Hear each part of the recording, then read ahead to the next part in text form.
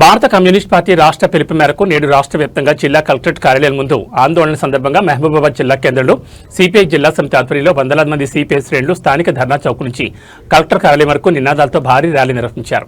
ఈ సందర్భంగా మహాధర్నా నిర్వహించారు. ఆందోళనలో ముఖ్య అతిథిగా పాల్గొన్న సిపిఐ జిల్లా కార్యదర్శి బి విజయసారథి మాట్లాడుతూ వచ్చే ఎన్నికల్లో దేశ ప్రజలంతా ఏకమై మోడీని గద్దెదించుతామన్నారు. 12 ఏళ్ల మోడీ పాలనలో అధిక ధరలకు హద్దులేదన్నారు. దేశంలో సామాన్యుడు ధరాభారాలతో నలిగిపోతున్నాడన్నారు.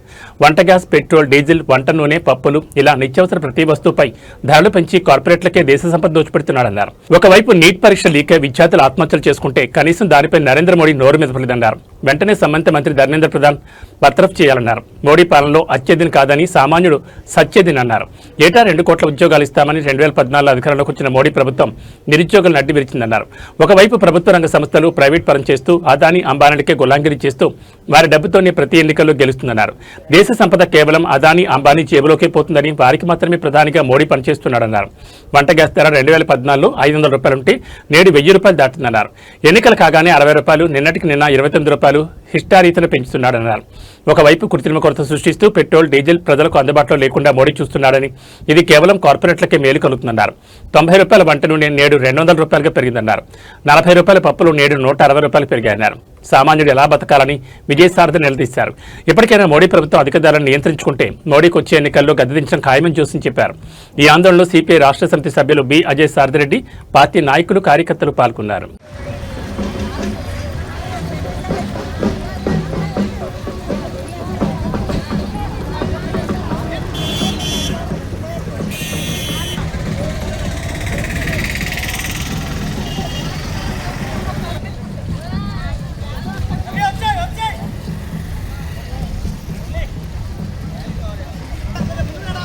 ఫాస్ట్ గా నడవండి అమ్మా.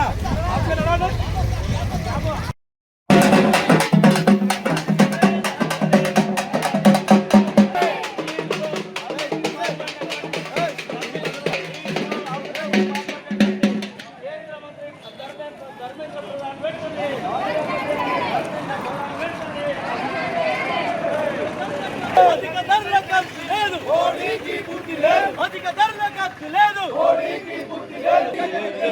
అధిక ధరల ఖర్చు లేదు, మోడీకి బుద్ధి లేదు. జిందాబాద్ జిందాబాద్, అధిక ధరల ఖర్చు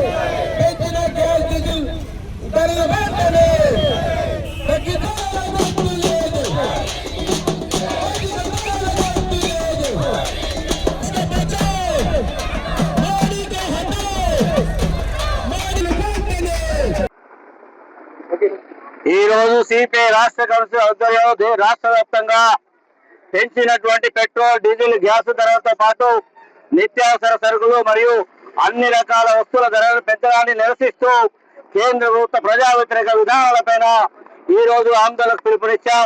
అందులో భాగంగా మహబూబాబాద్ జిల్లా కేంద్రంలో కలెక్టరేట్ ఎదురుగా ధర్నా నిర్వహిస్తా ఉన్నాం.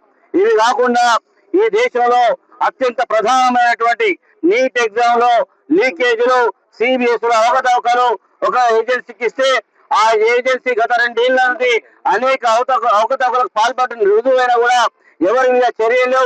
అందుకని కేంద్ర విద్యాశాఖ మంత్రి అయినట్టు ధర్మేంద్ర ప్రధాన్ ను రాజీనామా చేయాలని డిమాండ్ తో ఈ యొక్క ఆందోళన కొనసాగుతా ఉంది. ముఖ్యంగా ఈ ప్రభుత్వ అధికారంలోకి వచ్చినటువంటి 12 ఏళ్లలో ఆయన చెప్తారు అతి ఎక్కువ కాలం ప్రధానమంత్రిగా చేశాను అని చెప్పి వాళ్ళ సెలబ్రేట్ చేసుకుంటాను. మిమ్మల్ని అడుగుతా ఉన్నాం, మీకు సెలబ్రేట్ ఎందుకు అని అడుగుతున్నాం.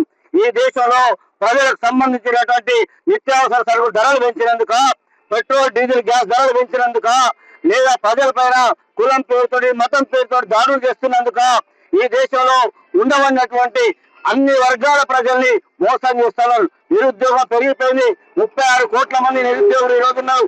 ఉత్తరప్రదేశ్ లో జరిగినటువంటి పోలీస్ కానిస్టేబుల్ ప్రవేశ పరీక్షలో దాదాపు 32 లక్షల మంది 32,000 ఉద్యోగాలకు 30 లక్షల మంది పైగా దరఖాస్తులు చేసుకున్నారంటే నిరుద్యోగం ఉంటుందని మనం అర్థం చేసుకోవచ్చు. ఈ నిరుద్యోగం నిర్వహించడానికి 12 ఏళ్లలో 3 ఏం చేయలేదు. పైగా ఈ దేశంలో ఉండవలసినటువంటి ప్రభుత్వ రంగ సంస్థలైన రైల్వేలు, ఎయిర్పోర్ట్లు, ఓడరేవులు అన్న ఎల్ఐసీలు అన్నింటినీ కూడా కారు చౌకగా అదానికి తన సహజ మిత్రులైనటువంటి అదానికి లేదా అంబానికి కట్టబెట్టి ఈ దేశాన్ని మొత్తం కూడా సంపద వాళ్ళకి ఇచ్చి పేదవాళ్ళని మరింత పేదవాళ్ళు చేస్తా ఉన్నారు. అదే ఈ రాష్ట్రంలో వరి ధాన్యం కొనుగోలు చేసిన రాష్ట్ర ప్రభుత్వానికి సహకరించకుండా ఈ రాష్ట్రంలో వరి కొనుగోలు చేసిన తర్వాత కేంద్ర ప్రభుత్వం తీసుకోవాల్సినటువంటి బియ్యాన్ని తీసుకోకుండా నిర్లక్ష్యం చేయడం వల్ల రాష్ట్రంలో అనేక సమస్యలు వస్తా ఉన్నాయి. మొక్కల కొనుగోలులో ఈ రాష్ట్ర ప్రభుత్వం సరిగ్గా వ్యవహరించలేదు.